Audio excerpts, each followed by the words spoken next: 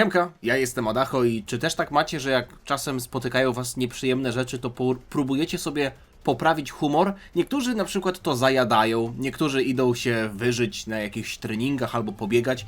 U mnie się tak składa, że przyszło rozliczenie za ogrzewanie. No i mam 29 zł niedopłaty. Rano obudził mnie sąsiad, który postanowił wiercić, tak jak zresztą ostatnio na filmach.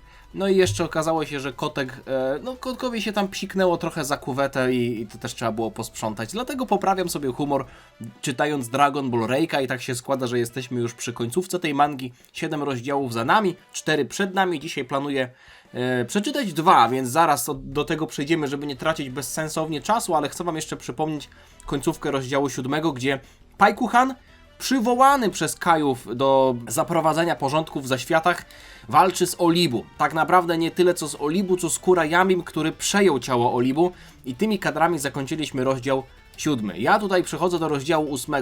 Tę grafikę już ostatnio widzieliśmy i jestem wielkim fanem tej wizji, że blizny na ciele Goku, które on tak naprawdę powinien mieć po jakichś wcześniejszych starciach, są widoczne w tej drugiej wersji Goku. Swoją drogą też dziękuję Damienowi, Shibidams, autor tej mangi, za notoryczne komentowanie moich filmów. Dziękuję za wszystkie komentarze, wasze również, ale też autora. Bardzo mi miło, że sam autor jest zaciekawiony moimi filmami i też w pozytywnych słowach wypowiada się na temat moich materiałów. Ja mimo wszystko na pewno bawię się lepiej czytając tę mangę niż ty, Damien, oglądając moje filmy. Więc przejdźmy do tej przyjemności. Rozdział 8. Strategist, czyli strateg i bestia. Strateg i bestia. Ostatnio mówiłem, że przypomina mi ta poza kogoś i wydawało mi się, że to jest taki Goku z Dokana. Wszedłem sobie tutaj na tę starą Wikipedię Dokana, bo nie mogłem po prostu wytrzymać i musiałem znaleźć kadr, który przypominał mi tego Goku. I wydaje mi się, że to mógł być ten Goku. Że to mógł być ten Goku, czyli bardzo stary Goku z Dokana, którego oryginalny art pochodzi z takiego obrazka Toriyamy. Tylko że ułożenie dłoni jest troszeczkę inne. Tutaj, wiecie, mam wrażenie, że gdzieś taki Goku gdzieś był kiedyś narysowany, no ale nieważne. Przechodzimy do fabuły. Walka Olibu i Paikuhana trwa. Wygląda na to, że tutaj Paikuhan znalazł równego sobie. Nie wiem, jak Olibu był silny do tej pory. Wiemy, że jest to postać normalnie, że tak powiem, kanoniczna, więc wiemy, że jest to też zasłużony wojownik na ziemi, natomiast jaką on prezentował siłę, nie wiemy tego w ogóle. Możemy sobie tylko przypominać jakieś wstawki z Dragon Balla Z, no ale tutaj, nawet jeśli mielibyśmy zaaplikować ten znany nam jakkolwiek poziom mocy Olibu, to tutaj sytuacja wygląda inaczej, bo po pierwsze Kurayami pewnie jakoś Olibu wzmacnia, ale z drugiej strony nie wiadomo, czy jest w stanie korzystać w 100% z jego mocy. Kurayami w ciele Olibu radzi sobie całkiem dobrze. Paikuhan w tej mandze jest przedstawiony jako jeden z najsilniejszych, o ile nie najsilniejszy przeciwnik, zawodnik, wojownik z całych zaświatów. Goku nie był w stanie przeciwstawić się Kurayamiemu, a Paikuhan tutaj sobie już kilka rozdziałów temu radził z Cellem, Coldem, Freezą, oddziałem Ginyu w piekle. Olibu pojawia się za plecami Paikuhana, przygotowuje potężny pocisk ze swoich rękach Super Plasma Crunch. Mam wrażenie, że kiedyś już gdzieś czytałem coś takiego. Crunch to nie jest chrupnięcie? Super chrupnięcie plazmy? Żeby się potem nie okazało, że super chrupnięcie plazmy było w innej mandze Shibidamsa, a ja po prostu zapomniałem, gdzie to konkretnie było, ale okej. Atak dociera do celu, przynajmniej tak to wygląda na pierwszy rzut oka. Od teraz żaden przeciwnik nie będzie w stanie się ze mną mierzyć. No nie skreślajmy Paikuhana. A co tu się dzieje? Nie skreślajmy Paikuhana tak szybko. Czemu Olibu pluje borówkami? Bo to jest krew Okej, jemu krew leci z nosa, czyli teraz Paikuhan jednak przeżywając i uderzając Olibu w brzuch sprawia, że ten wypluwa krew. Nie tylko kradniesz ciała, ale również... Wow! Kradniesz techniki, czyli ja dobrze kojarzyłem, że ten Plasma Crunch jest kogoś innego techniką. Exasperate, no super, ty. To nie jest po polsku. To jest bardzo trudne po angielsku. Drażni. Skomplikowane słowo, exasperate, pierwszy raz je słyszę. Twoja arogancja mnie drażni. Myślisz, że jesteś nade mną? Nadal ignorujesz skalę moich sekretnych umiejętności, mówi Kurayami, który zaczyna atakować Paikuhana deszczem pociskówki. Pytanie, czy to jest technika Olibu, czy technika samego Kurayamiego. Paikuhan bez problemu odbija te ciosy, ale ja myślę, że tutaj typowo Dragon Ballowo zaraz Kurayami pojawi się za plecami Paikuhana, bo to się okaże, że to był tylko wabik. O nie! to Paikuhan pojawia się za plecami Olibu, a w zasadzie przed nim? Rozumiem. Nieważne. Znajdę inną strategię, żeby cię dosięgnąć, mówi Kurayami, ale Paikuhan po prostu się pojawia przy Olibu i go odpycha? I ten jest odepchnięty? No bo na tym odepchnięcie generalnie polega. I jeszcze wpada do wody. Okej, tutaj też mamy wodę na tej planecie. Ten wojownik walczy bez serca. Jest idealnym naczyniem. Nie. No nie mówcie mi, że Paikuhan też zostanie przejęty. I co w takim razie? Kto go pokona? Może fuzja będzie?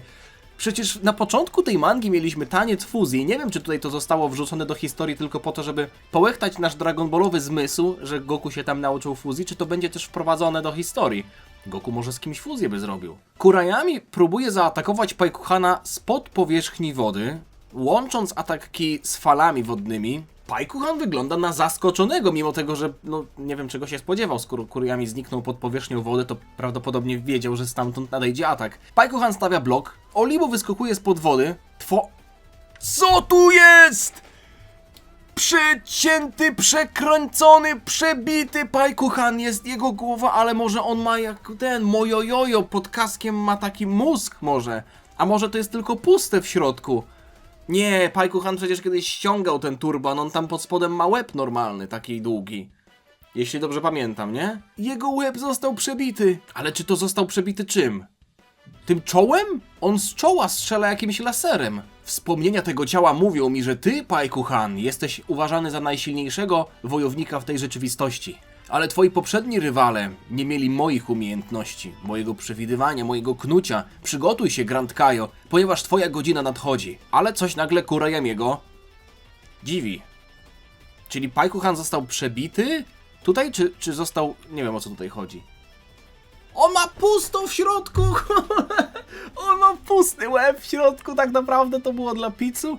Niemożliwe. Wiecie, co mi się podoba w tym wszystkim? Że Paikuhan, który miał czapkę, która była tak naprawdę pusta, miał aureolę nad tą czapką, ale w momencie, w którym ściąga czapkę, aureola się obniżyła. Zajebiste. Ktoś ostatnio, chyba tego jeszcze w kokle nie było, zapytał, czy jakby Gohan Beast miał aureolę, to czy ona byłaby we włosach, czy nad włosami? Okej, nie będę robił z tego odcinku kokła, ale wygląda na to, że są tutaj jakieś zasady. Złapałeś mnie z zaskoczenia, ale jak widać twój strzał chybił. Niestety dla ciebie. Paikuhan zrzuca ubrania do wody. Perfekcyjnie. Teraz bez tych obciążeń w końcu mogę walczyć na pełnej mocy. To co? Wznawiamy naszą walkę? Ty stary karaluchu, w zasadzie Parasite to jest pasożyt. Karaluch to tak mi się wymsknęło, nie? No to licencja poetyka tutaj wleciała. No dobra, Paikuhan w pełnej mocy. Olibu przejęty przez Kurayamiego. Jeśli do tej pory walka wyglądała na wyrównaną, to teraz Paikuhan powinien mieć więcej. A, my jesteśmy w ciele. Ja się zastanawiam, czemu Goku walczy z Freezą na Namek. To nie jest ani Freeza, ani Namek. Goku, mimo tego, że wygląda trochę podobnie, bo ma tak rozdarte gi, jest w swojej głowie. I walczy tak naprawdę z samym sobą. Jeśli chcę stąd wyjść, muszę cię pokonać, tak? Dokładnie, ale nie masz nawet cienia szans. Nawet przestałeś korzystać z tej techniki twojego ukochanego króla Kaio. Możesz opuścić całą nadzieję. Za dużo gadasz. Walczymy już przez parę godzin i nadal mnie nie pokonałeś, Saiyaninie, mówi Goku, czyli w tamtym wymiarze, powiedzmy, czas płynie inaczej? Moim celem jest pokonanie cię, powoli. Ale jako, że tak bardzo ci się spieszy, przypomnę ci naszą prawdziwą naturę. Jesteśmy rasą wojowników, która jest w stanie transformować się w Ozaru. Jako, że nie ma tutaj pełni księżyca, sam stworzę to światło. On ma zamiar się przetransformować w Ozaru, czy będąc Super Saiyanie? To w takim razie to będzie Golden Ozaru? Czyli może SSJ4 potem się pojawi? O co tu chodzi? Nie mam pojęcia, dlaczego gość w Super Saiyanie ma zamiar transformować się w Ozaru, skoro mnożnik jest niższy, chyba że faktycznie będzie to złota małpa. O nie, użyję tej samej techniki, której użył Vegeta podczas naszej pierwszej walki. Chodzi oczywiście o stworzenie księżyca. Kakarot wyrzuca ten pocisk, w zasadzie to światło w powietrze. Goku próbuje go zaatakować, ale trafia tylko w powidok. Kakarot jest już nad nim. To powidok! Goku jest wbity w ziemię, nie będzie w stanie zareagować i przerwać transformacji Kakarota w Ozaru. Ten jeszcze dobija Goku leżącego na ziemi. Wielki wybuch. I co? I mamy ryk małpy. Nawet nie widzieliśmy transformacji. Dalej! Wstawaj i dokończ tę walkę, Son Goku. O, jest złota małpa. Myślałem, że to koniec, bo taki tutaj mieliśmy kadr sugerujący, że to może być koniec. Jest złota małpa. Nie widzieliśmy transformacji, ale wygląda na to, że tutaj Goku ma 10 razy większy problem, można tak powiedzieć. Nieźle unikasz. Czy będziesz w stanie uniknąć tego? On jest tak szybki?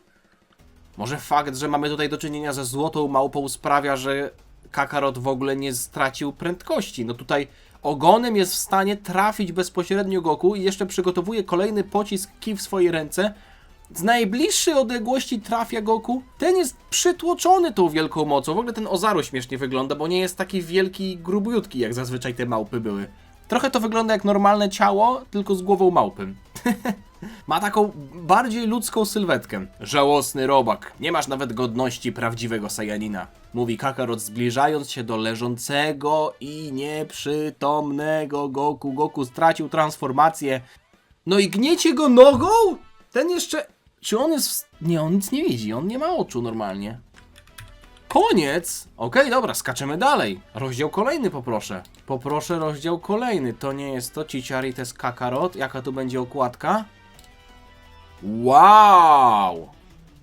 Jaka kolorowa okładka. Goku łamiący barierę i w tle te kolumny greckie dosłownie. Przełamane bariery. Ładna okładka, okej. O! Jakimś dziwnym cudem okazało się, że pod spodem, pod tą powierzchnią ziemi nawet nie było ziemi. Tylko po prostu jaskinia, więc Goku wpadł do środka, a nie został zmiażdżony. Jest bardzo pokiereszowany, ale wygląda na to, że jeszcze tutaj widzimy jakiś grymas bólu na jego twarzy, co jest mimo wszystko dobrą informacją, bo to sugeruje, że Goku do końca przytomności nie stracił. Nagle widzimy Gohana. Gohana w Super Saiyanie 2, który... To jest ta scena, w której Goku teleportował się z Cellem na planetę północnego Kaio i Gohan za nim krzyczał. Nawet Wow, Radicę widzimy? To będzie zabawne. Nie czujesz sajańskiej krwi, która gotuje się w twoich żyłach? Otwórz swoje oczy, Kakarotto. Widzimy też teksty Vegety. Najwidoczniej nie jesteś w stanie stać się prawdziwym Super Saiyaninem. Jestem tym, czym ty nie chcesz być. Prawdziwym sajańskim wojownikiem. Te słowa różnych przeciwników pojawiają się w głowie Goku, który nagle błyska, wstaje, jego włosy zaczynają tutaj powoli świecić. W tym kolorze wygląda jak Super Saiyan God, ale wiadomo, że to jest tylko stan przejściowy, bo Goku chwilę później jest... O, jest otoczony jakimiś wyładowaniami elektrycznymi, ale to nie jest Super Saiyanin 2, co widać po fryzurze. Być może to jest walka, w której Goku opanuje Super Saiyanina 2. O! Tak to wygląda w sumie! Tak to wygląda! Chyba że to jest tylko podmuch powietrza, w zasadzie aury Goku, ale wyładowania elektryczne i ta fryzura sugerują, że tutaj Goku przeszedł transformację. Kakarot się cieszy, ale tutaj... to ładnie wygląda. To nawiązuje do tej sceny, kiedy Goku użył Kamehameha stopami. W zasadzie chyba nawet jest to ta sama technika, nie? Goku używa Kamehameha stopami i swoimi pięściami atakuje Ozaru od dołu. Od dołu, od stopy. Od stóp do głów. To jest SSJ2! Goku w tej walce osiągnął Super Saiyanina 2.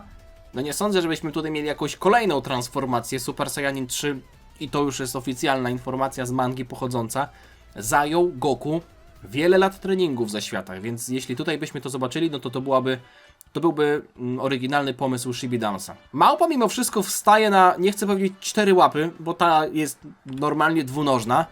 To znowu ty! Myślałem, że już sobie z tobą poradziłem.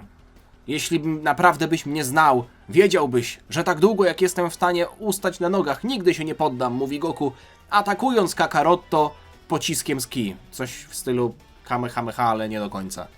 Nie masz przeciwko mnie szans, mówi Złota Małpa, odbijając ten atak, ale nie do końca udało się odbić ten atak. W zasadzie to nawet nie było odbicie, tylko blok, który sprawia...